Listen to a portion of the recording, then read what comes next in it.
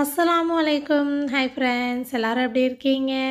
அல்ஹம்துலில்லாஹ் நாங்களும் நல்லாயிருக்கோம். இந்த நாள் இந்த வீடியோ பிள்ளைங்க ஸ்கூல் போனதுக்கு அப்புறம் நான் என்னெல்லாம் செஞ்சுருக்கேன் அப்படின்னு ஷேர் பண்ணியிருக்கேன். கண்டிப்பாக உங்களுக்கு யூஸ்ஃபுல்லாக அதே சமயம் மோட்டிவேஷனாக இருக்கும் அப்படின்னு நம்புகிறேன். ஸ்கிப் பண்ணாமல் பாருங்கள்.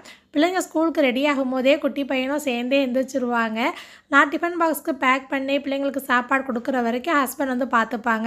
ஆசிரியருக்கு வந்து 8 மணிக்கு ஸ்கூலு, அர்ஷானுக்கு வந்து 8:30 மணிக்கு ஸ்கூலா. அதனால் ஃபஸ்ட்டு ஆசிரியரை விட்டுட்டு அதுக்கப்புறம் வந்து அர்ஷானை அழைச்சிட்டு போவாங்க.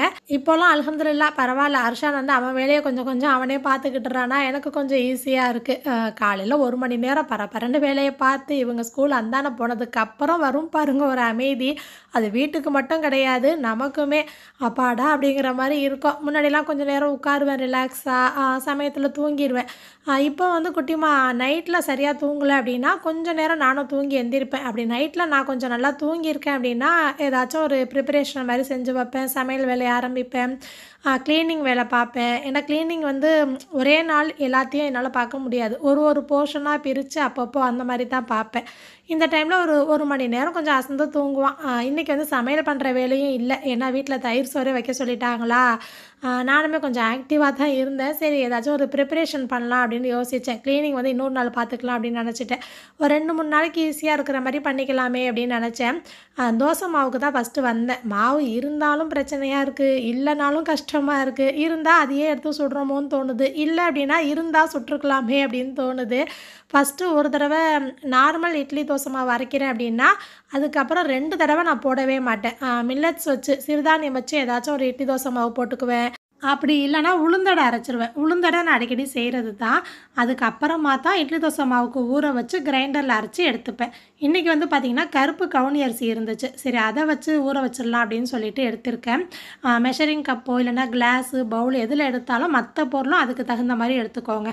1 கப் கருப்பு கவுனி அரிசி, 1 கப் இட்லி அரிசி, 1/2 கப் உளுந்து, இது மட்டுமே கூட நீங்கள் எடுக்கலாம். நான் வந்து கொஞ்ச நாளாக பார்த்தீங்கன்னா வேர்க்கடலையும் சேர்த்து அரைக்கிறேன்.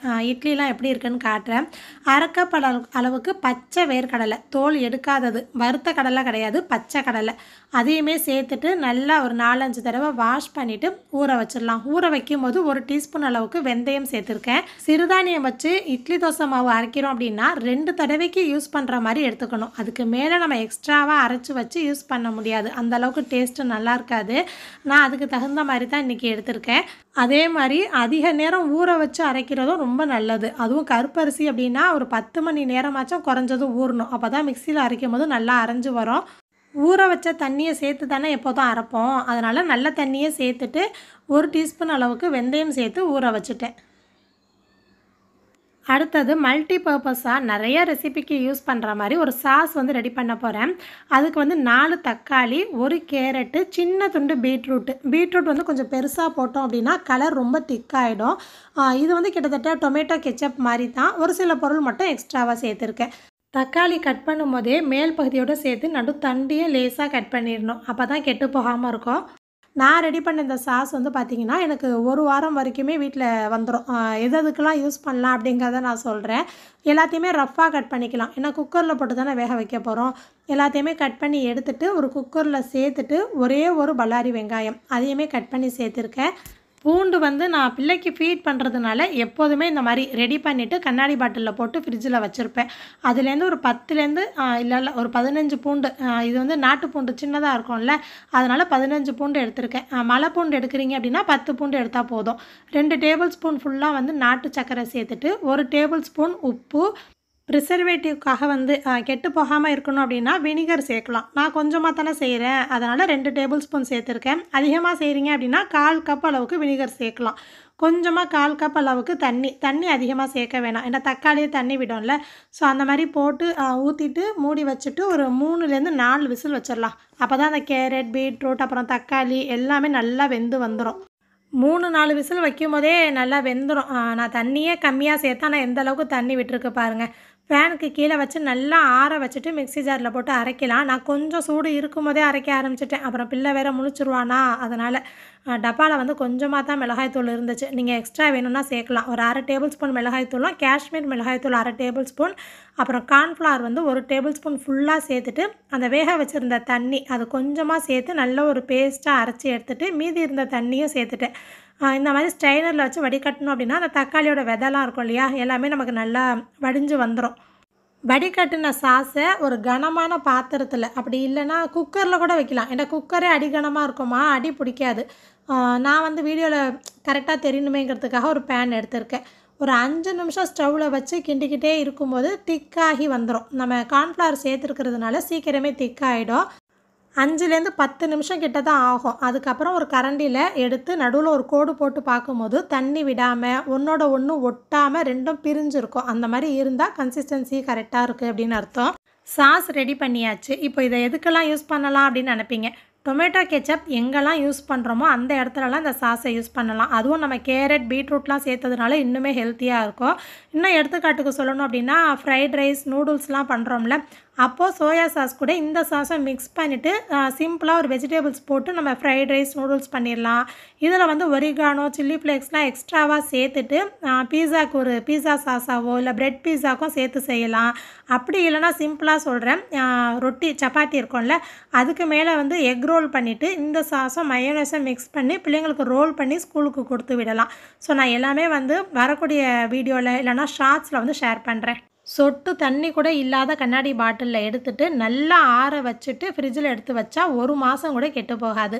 என் பசங்க எல்லாத்துக்குமே டொமேட்டோ கெச்சப் கேட்பாங்க. என்னால் செய்ய முடியலன்னா வெளியில் வாங்கி வைப்பேனா, அதை தொட்டு சாப்பிடும்போது எனக்கு ஒரு கில்ட்டி ஃபீலாக இருக்கும். நான் எப்போ டைம் கிடைக்கிதோ இந்த மாதிரி செஞ்சு வைப்பேன். அது ஒரு ஹாப்பினஸ் கொடுக்கும். ஸோ நீங்களும் ட்ரை பண்ணி பாருங்கள். அதுக்கப்புறம் எனக்கு ஒரு ஸ்பெஷல் ஐட்டம் வந்து ரெடி பண்ணிகிட்ருக்கேன். அதுக்கு கொஞ்சமாக புளி ஊற வச்சுருக்கேன். இந்த பக்கம் பூண்டு வந்து எப்போதும் உரித்து வச்சுருப்பேனா, அதனால் எனக்கு ஈஸியாக இருக்கும். நல்லா ஒரு 2 கைப்பிடி அளவுக்கு நாட்டு பூண்டு அதுவுமே எடுத்திருக்கேன். கொஞ்சமாக கருவேப்பிலை தேவைப்படும். இப்போ ஃபஸ்ட்டு வந்து ஒரு கடாயில் ஒரு சட்டியில் வந்து 1 டீஸ்பூன் வெந்தயம், 1 டீஸ்பூன் கடுகு, 2மே நல்லா கலர் மாதிரி பொரிஞ்சு வர வரைக்கும் வறுத்துட்டு தனியாக எடுத்துக்கலாம். இது வந்து தொக்கு மாதிரின்னும் சொல்லலாம், ஊறுகாய் மாதிரி, 2மே மிக்ஸ் பண்ண மாதிரி சாப்பாட்டில் போட்டு சாப்பிட நல்லாயிருக்கும். இது கூட நான் என்னென்ன சேர்க்குறேன்னு காட்டுறேன். இப்போ 2மே எடுத்து நல்லா ஆற வச்சிடலாம். ஆறுனதுக்கப்புறம் பொடி பண்ணணும். இப்போ அதே சட்டியிலே நல்லா தாராளமாக நல்லெண்ணெய் சேர்த்துட்டு 2 கைப்பிடி ஃபுல்லாக வந்து பூண்டு எடுத்திருக்கேன். பூண்டையுமே சேர்த்து அந்த பூண்டு கலர் நல்லா மாறணும். அது மாறி வர்ற வரைக்கும் நம்ம வறுத்து வச்சுருந்தோம் இல்லையா, கடுகு, வெந்தயம், அது 2மே தூள் பண்ணிடலாம். கொஞ்சமாக இருக்கிறதுனால மிக்ஸி ஜாரில் வந்து அந்தளவுக்கு தூள் ஆகாது. கொரப்பாக இருந்தாலும் ஒன்றும் பிரச்சனை இல்லை. பூண்டு வதங்கும் போதே ஒரு கைப்பிடி அளவுக்கு கருவேப்பிலை சேர்த்துருக்கேன். ஏன்னா டெலிவரிக்கு அப்புறம் முடி ரொம்ப கொட்டுது. கொஞ்சம் கொஞ்சமாக கருவேப்பிலையும் எப்படியாவது சேர்க்கணும் அப்படின்னு இருக்கேன். கருவேப்பிலை வந்து அதிகமாக சேர்த்தோம் அப்படின்னா கசந்த மாதிரி போயிடும்ல. ஏன்னா நானே பூண்டு கொஞ்சமாக தானே சேர்த்துருக்கேன். அதனால் ஒரு கைப்பிடி சேர்த்துட்டு அந்த எண்ணெயிலே நல்லா வதங்கி இந்த மாதிரி கலர் மாதிரி வரணும். அதுக்கப்புறம் மிக்ஸி ஜாரில் நம்ம வெந்தயமும் கடுகும் அரைச்சோம் இல்லையா, அதே மிக்ஸி ஜார்லேயே பூண்டு, கருவேப்பிலை 2மே ஒரு பேஸ்ட்டாக அரைக்கணும். நான் கொஞ்சமாக எடுத்துருக்கிறதுனால பேஸ்ட்டு மாதிரிலாம் வராது, கொஞ்சம் கொரப்பாக தான் வரும். ஒன்றும் பிரச்சனை இல்லை. அரைச்சி வச்சுட்டு இப்போது எண்ணெயில் 1 டீஸ்பூன் கடுகு சேர்த்துட்டு அரைச்சி வச்சுருந்த பூண்டு, கருவேப்பிலை 2மே நல்லா எல்லாத்தையும் ஃபுல்லாக சேர்த்துட்டு எண்ணெயிலே நல்லா வதங்கணும். இதுவே பார்த்திங்கன்னா எனக்கு 5, 6 தடவை வச்சு சாப்பிட்ற மாதிரி இருந்துச்சு. பார்க்க தான் கொஞ்சமாக தெரியுது. ஏன்னா 1 ஸ்பூன் போட்டாலே போதும்ல. 1 டேபிள் ஸ்பூன் அளவுக்கு மிளகாய்த்தூள் சேர்த்துட்டு பெருங்காயத்தூள் அது அமுக்க கொஞ்சம் கொஞ்சமாக தான் வந்துட்டு இருந்துச்சு. ஒரு 1/2 டீஸ்பூன் சேர்த்துருப்பேன். அதே மாதிரி 1/2 டீஸ்பூன் உப்பு சேர்த்து நல்லா வந்து மிக்ஸ் பண்ணி விட்டுட்டேன். அப்புறம் ஊற வச்ச புளியை வந்து மிக்ஸி ஜார்லேயே கரைச்சி சேர்த்துட்டு, ஏன்னா மிக்ஸி ஜாரில் வேறு கொஞ்சம் ஒட்டி இருந்துச்சா, அந்த தண்ணியிலேயே அந்த புளி தண்ணியிலேயே அலசி விட்டுட்டு புளி தண்ணியும் சேர்த்தாச்சு. இந்த தொக்குக்கு வந்து புளி தண்ணியும் நல்லெண்ணெயும் தான் ப்ரிசர்வேட்டிவ் மாதிரி, அதனால் தாராளமாக சேர்த்துக்கோங்க, நல்லாயிருக்கும். எனக்கெல்லாம் அந்த புளிப்பு வந்து கொஞ்சம் சுருக்குன்னு இருந்தால் பிடிக்குமா, நான் மட்டும்தான் நான் சாப்பிட போகிறேன் அப்படின்னு சேர்த்துக்கிட்டேன். 1/2 டீஸ்பூன் அளவுக்கு மஞ்சள் தூளும் 1/2 டீஸ்பூன் அளவுக்கு நாட்டு சக்கரை சேர்க்கும் போது புளிப்பை தூக்கலாக காட்டும். எல்லாத்தையும் நல்லா மிக்ஸ் பண்ணிவிட்டு ஒரு மூடி போட்டு வச்சிடலாம். நீங்கள் சின்ன பாத்திரத்தில் செய்கிறீங்க அப்படின்னா அது வெளியிலலாம் தெறிக்க ஆரம்பிக்கும். அதனால் தாராளமாக இருக்கிற மாதிரி ஒரு பாத்திரம் எடுத்துக்கோங்க. ஒரு 10 நிமிஷம் மூடி போட்டு வச்சதுக்கப்புறம் இந்த மாதிரி தொக்கு மாதிரி நல்லா வற்றி வந்திருக்கும், எண்ணெய்லாம் பிரிஞ்சு வந்திருக்கும். அந்த ஸ்டேஜில் நம்ம அரைச்சி வச்சுருந்த கடுகு, வெந்தயம் 2யுமே சேர்த்து மிக்ஸ் பண்ணியாச்சு. இப்படி ஏதாச்சும் ஒரு தொக்கு வந்து ரெடி பண்ணி வச்சுட்டோம் அப்படின்னா பிள்ளைங்க ஸ்கூலுக்கு காலையில் சோறு மட்டும் வடித்து ஒரு ஸ்பூன் போட்டு கிண்டி கொடுத்துடலாம். இப்போ வேலைக்கு போகிறீங்க அப்படின்னா இந்த மாதிரி தொக்கு போட்டு பெரட்டி எடுத்துகிட்டு போயிடலாம். ஸோ ஏன் பசங்க வந்து சாப்பிட மாட்டாங்க? நல்லது அப்படின்னா எங்கே கேட்குறானுங்க. ஆன்டிபயோட்டிக்கில் பூண்டு எல்லாருக்குமே ரொம்ப ரொம்ப நல்லது. நான் எதுக்காக செஞ்சுருக்கேன்னா, வீட்டில் வந்து என்றைக்காச்சும் முதல் நாள் ஆனம்லாம் வைக்கிறேன்னா, இந்த மாதிரி தயிர் சோறுலாம் வைக்கிறேன்ல, அப்போ வந்து எனக்கு செட் ஆக மாட்டேங்குது. பிள்ளைக்கு ஃபீட் பண்ணுறேன்னா அதுக்காக தான் மெயினாக இந்த பூண்டு தொக்கு பண்ணேன். ஃபஸ்ட்டு செய்யும்போது கருவேப்பிலை சேர்க்கல, பூண்டு மட்டும்தான் சேர்த்தேனா, அப்போ கொஞ்சம் ரெட்டு கலரில் இருந்துச்சு. இப்போ கருவேப்பிலை சேர்த்ததுனால கொஞ்சம் கருப்பாக இருக்குது. பிள்ளைங்க தான் வேணான்ட்டாங்களே நமக்கு தான் அப்படின்னு சொல்லிட்டு கருவேப்பிலை சேர்த்து பண்ணினேன். எனக்கு செய்யும் போதே நாக்கெல்லாம் ஊற ஆரம்பிச்சிருச்சு. அந்த சட்டி சூடாக இருந்துச்சா, அதுலேயே கொஞ்சம் சோறு போட்டு பெரட்டி சாப்பிட்டுட்டேன். எனக்கு வந்து இன்றைக்கி ஃபுல்லாக இது தான் சாப்பிட்டேன். கொஞ்சம் ஃபஸ்ட்டு கொஞ்சம் சாப்பிட்டுட்டு அப்புறம் சாப்பிட்ற நேரத்தில் கொஞ்சம் சாப்பிட்டேன். நம்ம ஸ்டோர் பண்ணுற எந்த பொருளாக இருந்தாலும் கிளாஸ் பாட்டிலில் ஈரப்பதம் இல்லாத மாதிரி எடுத்து வச்சோம் அப்படின்னா ரொம்ப நாளைக்கு இருக்கும். நான் வந்து ஃப்ரிட்ஜில் தான் எடுத்து வச்சுருக்கேன். அவ்வளோதான், கிச்சன் டைம் வந்து முடிஞ்சிருச்சு. இதுக்கு மேலே ஏதாச்சும் செஞ்சேன் ஆரம்பித்தேன் அப்படின்னா முடிக்க முடியுமான்னு தெரியாது. பிள்ளை முழிச்சிருவானா, சுடு தண்ணி மட்டும் போட்டுடலாம் அப்படின்னு எடுத்துகிட்டு இருந்தேன். நல்லா கொதித்ததுக்கப்புறம் ஆஃப் பண்ணி இப்படியே வச்சுருவேன். இவங்க வீட்டுக்கு வந்து தான் இறக்கி வைப்பாங்க. நான் வந்து வெயிட்டு தூக்க மாட்டேன். சிங்க்கு கிட்ட ஒரு பைப்பு இருக்குல்ல, அது வந்து கேணி தண்ணி. அதை நம்ம குடிக்கவோ இல்லை சமையலுக்கோ பயன்படுத்த முடியாது. இப்போ நான் திருவி இருக்கிறது வந்து முனிசிபல் தண்ணி. எல்லா நேரமும் வந்துட்டுருக்காது. காலையில் ஒரு 1/2 மணி நேரம் அந்த மாதிரி டைமிங்கில் வந்து விடுவாங்க. டேங்கில் வந்து ஏற்றிட்டு அதை நம்ம மறுபடியும் யூஸ் பண்ணிக்கிறது. அதுவும் கோடை காலத்தில் அந்த வெயில் நாள்லலாம் பார்த்தீங்கன்னா 4 நாள் இல்லைனா 5 நாளைக்கு ஒரு தடவை முனிசிபல் தண்ணி வரும். கேணி இருக்குது அப்படின்னா அந்த வீடுகள்லாம் ஒன்றும் பிரச்சனை இருக்காது. அப்படி கேணி இல்லைன்னா முனிசிபல் தண்ணி மட்டும் யூஸ் பண்ணுவாங்க இல்லையா, ரொம்ப கஷ்டமாக இருக்கும். அந்த மாதிரிலே பார்த்தீங்கன்னா வெயில் காலத்தில் கோடையில் கொஞ்சம் தண்ணி பஞ்சமாக தான் இருக்கும். பூண்டு தொக்கு வந்து நல்லா ஆறிடுச்சு. அதையுமே எடுத்து ஃப்ரிட்ஜில் வச்சுட்டு அன்றைக்கி சிம்பிளாக உருளைக்கிழங்கு மட்டும் ஃப்ரை பண்ணிவிட்டு அப்பளமும் வடையம் அரிசி வத்தல் இருக்கு இல்லையா, எல்லாமே ஃப்ரை பண்ணி வச்சுருந்தேன். அவ்வளோதான். 10 நிமிஷத்துக்கு முன்னாடியே அங்கே ஒருத்தர் முழிக்க ஆரம்பிச்சிட்டான். முழிக்கிறான் அப்படின்னா எப்படியாச்சும் அந்த கால் வந்து தொட்டி தாவணிக்கு வெளியில் விட்டு தொங்க விட்டுருப்பான். நான் இடையில போய் கொஞ்சம் நேரம் ஆட்டி ஆட்டி விடுவேன். ஆனாலும் அவ்வளோதான், அதுக்கு மேலே தூங்க மாட்டான். எனக்கு மேக்ஸிமம் வர சஜஷனே என்னென்னா, பிள்ளை தூங்கும் போதே வேலையை முடிச்சுக்கிட்டு வேலையை பார்த்துரு அப்படின்னு தான் நிறைய பேர் சொல்லுவாங்க. அது உண்மை தான். ஏன்னா வேறு வழி இல்லை, நான் தானே வேலையும் பார்க்கணும். அதனால் தூங்கும் போது பார்த்தா தான் ஃப்ரீயாக பார்க்க முடியும். ஆனால் நான் ஒன்று சொல்கிறேன் இந்த இடத்துல, இன்கேஸ் நீங்கள் ஜாயின்ட் ஃபேமிலியாக இருக்கீங்க, ஃபேமிலிக்குள்ளே ஒன்றா சேர்ந்து எல்லோரும் இருக்கீங்க அப்படின்னா, பிள்ளை முழிச்சிருக்கும் போதும் நான் வச்சுக்கிறேன், நீ கொஞ்சம் நேரம் தூங்குமா அப்படின்னு சொல்லி பாருங்களேன். அந்த அம்மாவுக்கு 1000 மடங்கு தெம்பு கொடுக்கும், பலம் கொடுக்கும். ஏன்னா எந்த அம்மாவும் பிள்ளை முழிச்சிருக்கும் போது போய் அசந்து ஆழ்ந்த தூக்கம் தூங்க முடியாது, தூங்கவும் மாட்டாங்க. ஸோ அப்படி சொல்கிற அந்த வார்த்தைக்கு வந்து பவர் அதிகம். ஏன்னா நான் இதை ஃபீல் பண்ணியிருக்கேன். டெய்லியுமே ஹஸ்பண்ட் வரும்போது நைட் வந்து கேட்குற முதல் வார்த்தை, உள்ளே நுழையும் போதே நீ சாப்பிட்டியா, பகலில் தூங்குனியா, இதை தான் ஃபஸ்ட்டு கேட்டுக்கிட்டே உள்ளே வருவாங்க. அப்படி தூங்கலை, தூக்கமே பத்தலை, எனக்கு டயர்டாக தெரிகிறேன் அப்படின்னா, நீ தூங்கு கொஞ்சம் நேரம், நான் பார்த்துக்கிறேன் அப்படின்னு தான் ஃபஸ்ட்டு சொல்லுவாங்க. ஆனாலும் நான் அந்தளவுக்கு எனக்கு தூக்கம் வராது, படுத்தாலும் கொஞ்சம் கண்ணை மூடி அந்த மாதிரியே தான் படுத்திருப்பேன். ஆனால் டெய்லி இந்த வார்த்தை வந்து கேட்பாங்க. ஸோ அப்போ தான் நான் அதை ஃபீல் பண்ணியிருக்கேன். அதுக்கு எவ்வளோ பவர் இருக்குது, அது ஒரு தெம்பு கொடுக்குற மாதிரி இருக்கும். ஏன்னா நம்ம ஃபிசிக்கலாக எந்த ஒரு வேலை பார்க்கணும் அப்படின்னாலும் ஃபஸ்ட்டு மென்டலாக அதுக்கு ஸ்ட்ராங்காக இருக்கணும். அந்த மாதிரி இருந்தால் மட்டும்தான் அடுத்தடுத்து வேலைகளை பார்க்க முடியும். பார்க்குற வேலை நமக்கு ஈஸியாக தெரியும்.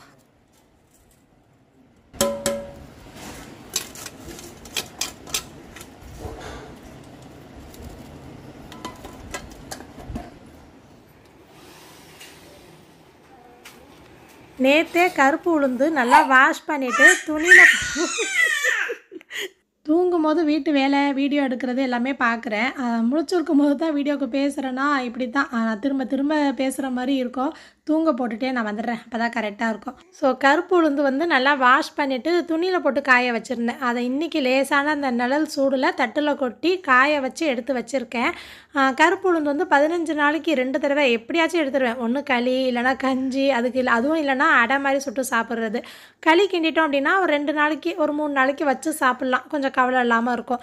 பிரஸ்ட் ஃபீட் பண்ணால் பீரியட்ஸ் வராது, அப்படி பீரியட்ஸ் வந்துருச்சுன்னா பிள்ளைக்கு பால் பத்தாது அப்படின்லாம் சொல்லுவாங்க. அப்படிலாம் கிடையாது. எனக்கு வந்து அர்ஷான் பிறந்திருக்கும்போது 6 மாதம் வரைக்கும் பீரியட்ஸ் வரவே இல்லை. அதுக்கப்புறம் தான் வந்துச்சு. இப்போது அஸ்வருக்கு பார்த்தீங்கன்னா 40க்குள்ளே பீரியட்ஸ் வந்துருச்சு. இப்போ ரெகுலராக மாதம் மாதம் பீரியட்ஸ் வந்துட்டு தான் இருக்குது. நான் பிரஸ்ட் ஃபீட் பண்ணிட்டு தான் இருக்கேன். ஸோ அதுக்கும் இதுக்கும் எந்த சம்மந்தமும் கிடையாது. ஆனா என்னன்னா, முன்னாடிலாம் பீரியட்ஸ் வரும்போது வயிறு வலிக்காது எனக்கு. முதுகு வலி, குறுக்கு வலின்னு சொல்லுவாங்கல்ல, அந்த மாரி தான் வலிக்கும். இப்போ கொஞ்சம் அதிகமா வலிக்குது. அது ஒண்ணு தான் வித்தியாசம். உணவே மருந்து அப்படின்னு சொல்கிற மாதிரி இந்த மாதிரி வலிக்கெல்லாம் மருந்துனா அது உளுந்து மட்டும்தான். அதுவும் கருப்பட்டி சேர்த்து செய்யணும். நான் வந்து கருப்பட்டி இல்லாதப்ப வெல்லம் சேர்த்து களி கிண்டியிருக்கேன். அது அந்த அளவுக்கு பிடிக்க மாட்டேங்குது. கருப்பட்டி, உளுந்து, நல்லெண்ணெய் இது 3ம் சேரும்போது அந்த ஃப்ளேவரும் அந்த டேஸ்ட்டும் ரொம்ப நல்லாயிருக்கு.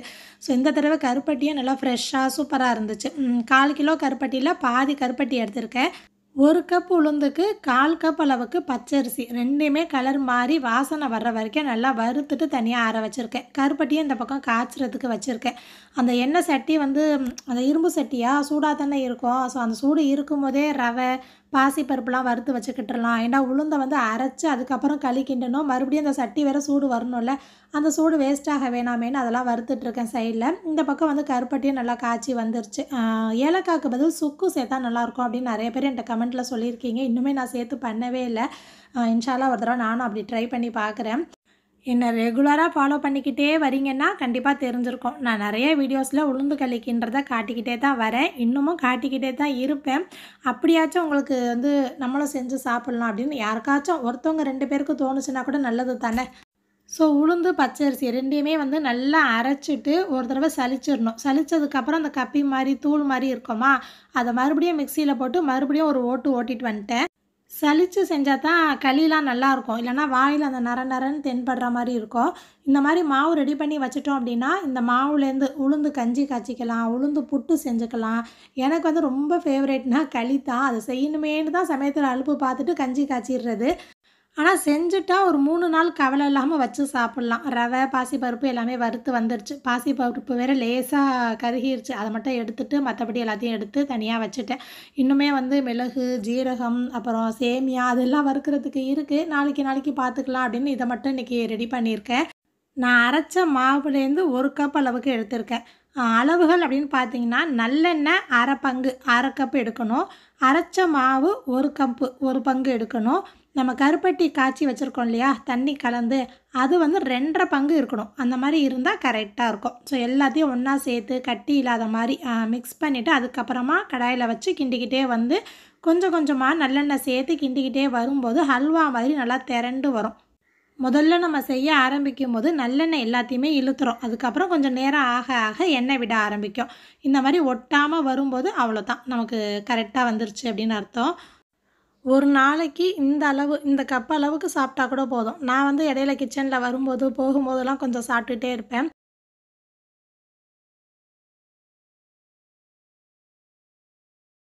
ஒரு 3 நாள் வச்சு சாப்பிட்லாம். வெளியில் இருந்தாலும் கெட்டு போகாது. இதுக்கப்புறம் அடுத்த தடவை உளுந்து கஞ்சி, அப்புறம் உளுந்து பொட்டு இந்த மாதிரி மாற்றி செஞ்சுப்பேன். ஸோ இன்றைக்கி வந்து பார்த்திங்கன்னா சாஸ் பண்ணியிருக்கேன். பூண்டு கருவேப்பிலை தொக்கு, உளுந்து களி.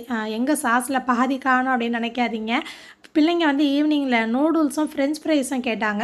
ஃப்ரெஞ்ச் ஃப்ரைஸ்க்கு தொட்டு கொஞ்சம் சாப்பிட்டாங்க. நூடுல்ஸ்க்குமே நான் சேர்த்து பண்ணியிருந்தேன்னா அதனால தான் பாதி காலி. என்னால் வீடியோ ஷூட் பண்ண முடியல. காலையிலேருந்து வீடியோ எடுத்ததுனால ஃபோனில் சுத்தமாக சார்ஜே இல்லை. அந்த டைமில் சார்ஜ் போட்டுட்டேன். இன்ஷால்லா நான் நெக்ஸ்ட் டைம் பண்ணும்போது இந்த சாஸ் வச்சு எப்படி பண்ணணும் அப்படின்னு ஷேர் பண்ணுறேன். இன்னும் இட்லி பொடி பாக்கி இருக்குது. இன்னொரு நாள் பார்த்துக்கலாம் அப்படின்னு வச்சுருக்கேன். இந்த ஒன்று மட்டும் அப்படின்னு ஆரம்பித்து 4 ப்ரிப்பேர் பண்ணியிருக்கேன். மாவும் சேர்த்து சொல்கிறேன். அதுவே எனக்கு பெரிய விஷயந்தான். ஸோ நைட்டு வந்து ஊற வச்சுருந்த கருப்பு அரிசியை அரைச்சிட்டேன் அப்படின்னா காலையில் புளிச்சிரும். பிள்ளைங்க ஸ்கூலுக்கு டிஃபனுக்கு கொடுக்குறதுக்கு நம்ம ஊற வச்சுருந்த தண்ணி இருக்குது இல்லையா, அதை சேர்த்துட்டே அரைக்கலாம். அரைக்கும் போது இந்த மாதிரி நான் கையில் எடுத்து காட்டுறேன் பாருங்கள். கொஞ்சம் அந்த அரிசி நரப்பாக இருக்கும்ல, அந்த மாதிரி அரைச்சா போதும். ஏன்னா இட்லி வந்து கொஞ்சம் சாஃப்டாக வரும். நான் 2 பேட்சாக போட்டு ஊற வச்ச தண்ணி சேர்த்தே அரைச்சிட்டு நல்லா மிக்ஸ் பண்ணிவிட்டு, உப்புலாம் சேர்க்கல, சும்மா மிக்ஸ் பண்ணிவிட்டு அப்படியே எடுத்து வச்சுட்டேன். நைட்டு வந்து ஒரு 10 மணி போல் எடுத்து வச்சுருக்கேன். காலையில் ஒரு 6 மணிக்கு பிள்ளைங்களுக்கு இட்லி ஊற்றி கொடுப்பேன். ஸோ மாவு அரைச்சோம் இல்லையா, நிலக்கடலைலாம் போட்டு அரைச்சிருக்கோமே எப்படி இருக்கும் அப்படின்னு நினைப்பீங்க. அதனால் நான் காட்டுறேன். மாவுமே நல்லா புளிச்சு வந்திருக்கு. நான் இட்லி ஊற்றுனதுக்கப்புறம் உங்களுக்கு எப்படி இருக்குன்னு காட்டுறேன். முன்னாடிலாம் இந்த மாதிரி மில்லட்ஸ் வச்சு ஏதாவது ஹெல்த்தியாக கொடுக்குறேன் அப்படின்னா இதெல்லாம் வேணாம் அது வேணாம் அப்படின்னு தான் சொல்லிட்டு இருந்தானுங்க. இடையில வந்து பிள்ளைங்கள்ட்டையும் கேட்டு கேட்டு நான் செய்வேனா, உங்களுக்கு என்ன வேணும், நாளைக்கு ஸ்கூலுக்கு என்ன கொடுக்க அப்படின்னு கேட்கும்போது நமக்கு ஒரு ஐடியா யோசிக்கிறதுக்கு தேவையில்லாமல் இருக்கும். 2வது அவங்க சொல்கிறதே செய்கிறோம் அப்படிங்கிறதுனால ஒரு ஆர்வத்தில் நல்லா சாப்பிட்டு வந்துடுவாங்க. ஸோ அப்படி தான் போயிட்டு இருந்துச்சு. இப்போ ஒரு ரூல்ஸ் போட்டேன். இனிமேல் நீங்கள் சொல்கிறத நான் செய்யணும் அப்படின்னா நான் கொடுக்குறத நீங்கள் சாப்பிட்ணும். வாரத்தில் 2 நாள் நான் என்ன வைக்கிறேனோ அந்த சாப்பாடை தான் நீங்கள் சாப்பிடணும். ஏன்னா மற்றபடி என்னென்ன சாப்பிடுவாங்கன்னு நமக்கு ஓரளவு தெரியும்ல. ஸோ நீங்கள் விருப்பப்படுறது கேட்குறீங்கன்னா நான் இஷ்டப்படுறத நீங்கள் சாப்பிட்ணும் அப்படின்னு சொல்லியிருக்கேன். நான் சொல்லி கொடுக்காமையே அங்கே ஆசிட்ட ஸ்கூலில் என்னடா இந்த இட்லி இந்த கலரில் இருக்குது அப்படின்னு பசங்க கேட்டிருக்காங்க. கேட்கும்போது இவன் chocolate idli cocoa powder idli அப்படின்லாம் சொல்லியிருக்கான். சாப்பிடும்போது டேஸ்ட் ஒன்றும் தெரியல, நல்லாயிருக்கு, இனிமேல் எங்களுக்கு இதுவே வை, நீ எப்போல்லாம் செஞ்சு கொடுக்குறியோ அப்படியே செஞ்சு கொடுமி அப்படின்னு சொல்லிட்டான். ஸோ அந்த மாதிரி தான் பிள்ளைங்களுக்கு நான் கொடுத்தேன். இட்லி வந்து புட்டு காட்டுறேன் பாருங்கள். நிலக்கடலை சேர்த்தாலும் எவ்வளோ சாஃப்டாக வந்திருக்குன்னு. ஸோ தோசையும் செம்ம சூப்பராக வரும். இதே மெத்தடில் ட்ரை பண்ணி பார்த்துட்டு எப்படி இருக்குன்னு சொல்லுங்கள். அன்றைக்கி சிம்பிளாக தக்காளி சட்னி பண்ணிட்டேன். நமக்கு யாராச்சும் வேலை பார்க்குறத பார்த்தாலோ இல்லை அவங்க என்ன செஞ்சுருக்காங்கன்னு சொல்லும்போது அதை கேட்கும்போது ஒரு மோட்டிவேஷனாக எனர்ஜி வரும்ல. அதே மாதிரி ஒரு வீடியோ எடுக்கிறேன் ஷூட் பண்ணுறேன் அப்படின்னா எனக்குள்ளே எனர்ஜி தானாக வந்துடும்.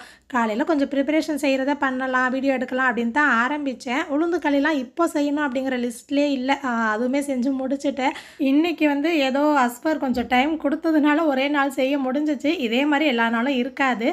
அப்பப்போ டைம் கிடைக்கிறப்பெல்லாம் ப்ரிப்பரேஷன் செய்வேன். அந்த மாதிரி ரேண்டமாக செய்கிற ப்ரிப்பரேஷன் போடலாமா அப்படின்னா இந்த மாதிரி தம்ஸ் அப் வந்து கமெண்ட்டில் கொடுங்க. இந்த வீடியோ பிடிச்சிருந்தா யூஸ்ஃபுல்லாக இருக்குன்னு நினச்சா மறக்காமல் லைக் பண்ணிடுங்க. என்ன நினைக்கிறீங்கன்னு கமெண்ட் பண்ணி சொல்லுங்கள். அப்போ தான் எனக்கும் மோட்டிவேஷனாக இருக்கும். வீடியோ ஃபுல்லாக பார்த்தவங்களுக்கு தேங்க்யூ.